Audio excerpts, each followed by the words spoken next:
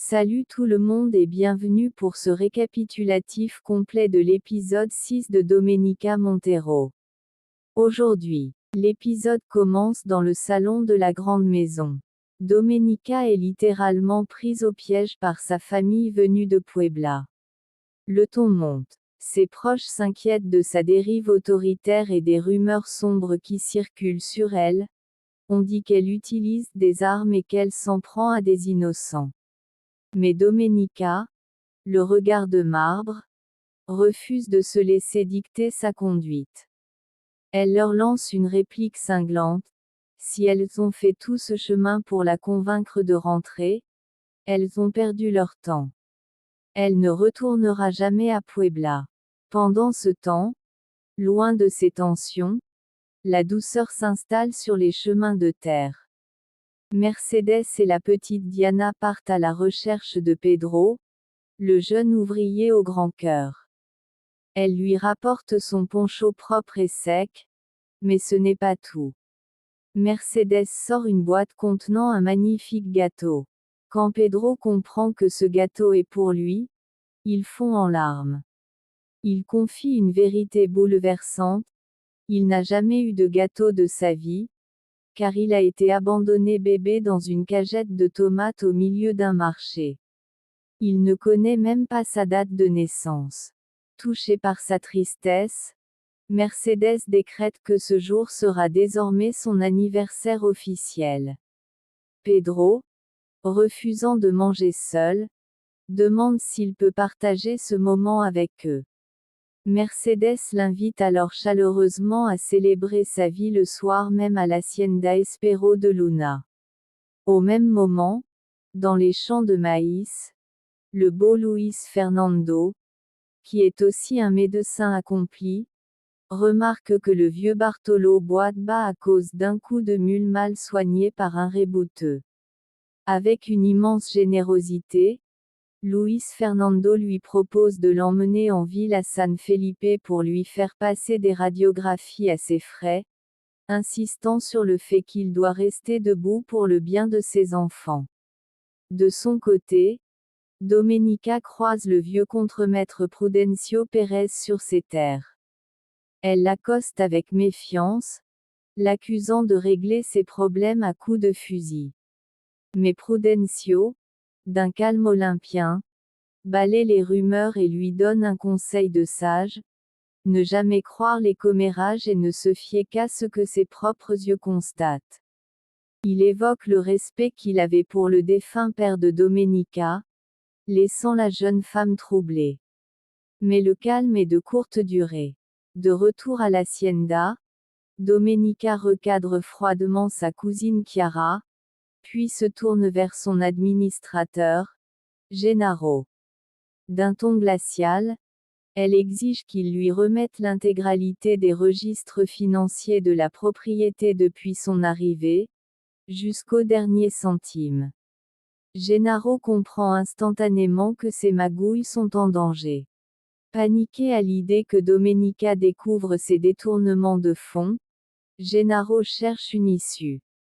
C'est à ce moment que Chiara, animée par une jalousie maladive et l'envie pressante de retourner vivre en ville, vient le trouver. Elle lui propose une alliance, s'unir pour saboter le séjour de sa cousine et la pousser à bout pour qu'elle fliche le camp. Pour sceller ce pacte diabolique, Chiara commet la pire des trahisons familiales. Elle livre à Gennaro le secret le plus intime et le plus honteux de Domenica, son humiliation passée, lorsqu'elle a été abandonnée devant l'hôtel par son fiancé Max, qui s'est enfui après lui avoir volé des millions. Gennaro exulte. Il sait que ce schisme peut briser l'armure de la Dame de Fer. Sans perdre de temps, il utilise Herminia, la commère en chef du village, pour faire circuler l'histoire sur Internet et dans toutes les conversations locales. Pendant que le venin se répand, la fête d'anniversaire de Pedro commence à Espero de Luna. L'ambiance est festive. Pedro est aux anges de voir que tout le monde s'est mobilisé pour lui, y compris son ami Nives. C'est dans ce moment de joie que Luis Fernando montre une fois de plus sa bonté en remettant à Bartolo les médicaments promis et un tout nouveau bâton de marche pour le soulager. Dans sa cabane, Gennaro savoure sa complicité avec Chiara, qui se réjouit d'avance du scandale qui va éclater le lendemain. Mais les choses s'accélèrent à la fête de Pedro. Alors que les invités chantent la Mañanita, Domenica fait une entrée surprise. Touchée par les mots de Prudencio, elle est venue en paix pour offrir une trega à Luis Fernando et s'excuser pour sa froideur passée. Malheureusement, la discussion en tête-à-tête vire au désastre. Luis Fernando, pensant bien faire, lui avoue qu'il a cherché son nom sur Internet et qu'il est au courant de son mariage raté et de l'escroquerie qu'elle a subie. Pour Domenica, c'est le coup de grâce. Persuadée que Luis Fernando a orchestré cette fuite pour l'afficher et l'humilier devant tout le village, sa fierté explose. En larmes et ivre de rage, elle sort au milieu de la fête et crie sa honte devant tous les invités choqués, confirmant qu'elle est bien l'abandonner, avant de s'enfuir. Luis Fernando tente de la rattraper pour s'expliquer, mais il est trop tard. Le piège de Chiara et Gennaro a fonctionné à la perfection, tout le village ne parle plus que de ça, détruisant la réputation de Domenica. De retour chez elle, brisée, Domenica reçoit une nouvelle baffe. Herminia lui apporte un message urgent de son parrain, Andrés Solana. Elle est attendue le lendemain matin face à un juge au tribunal de Mexico. Domenica pense que Luis Fernando est un monstre sans scrupules et décide de partir immédiatement pour la capitale. Chiara, hypocrite jusqu'au bout, propose de l'accompagner, y voyant une occasion en or pour ses propres affaires. Le voyage se fait en pleine nuit, et l'atmosphère dans la voiture est pesante. Domenica confie à Chiara que la situation financière est catastrophique. La justice soupçonne Domenica de complicité avec son ex-fiancé Max et s'apprête à geler tous ses comptes bancaires. Si l'audience échoue, c'est la ruine totale pour la famille.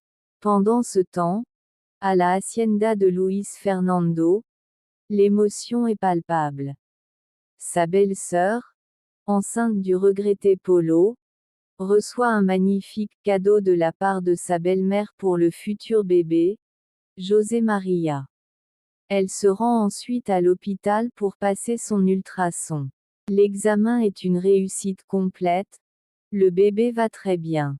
Elle ressort sur le trottoir pour attendre son rendez-vous devant l'entrée de la clinique. Au même moment, Chiara et son amie Sylvia sont en voiture dans le même secteur. Elles ont réussi à voler en douce la luxueuse bague en diamant que Max avait offerte à Domenica. Les deux complices jubilent à l'idée de revendre ce bijou au marché noir pour empocher 3 millions sans que Domenica ne s'en aperçoive. Sylvia sort la bague et la fait briller sous les yeux de Chiara, qui est au volant. Totalement hypnotisée et distraite par l'éclat du diamant, Chiara quitte complètement la route des yeux.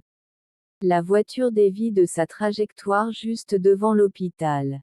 C'est l'impact d'une violence inouïe.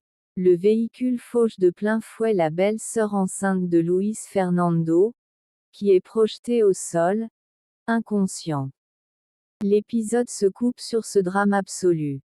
Un final insoutenable. La vie d'une future mère et de son bébé est désormais suspendue à un fil par la faute de Chiara. Comment Luis Fernando va-t-il réagir en découvrant le rôle de la cousine de Domenica dans ce drame? Domenica perdra-t-elle toute sa fortune à Mexico? Donnez-moi vos avis et vos théories dans les commentaires. Abonnez-vous pour ne pas rater l'épisode 7. Et à très vite.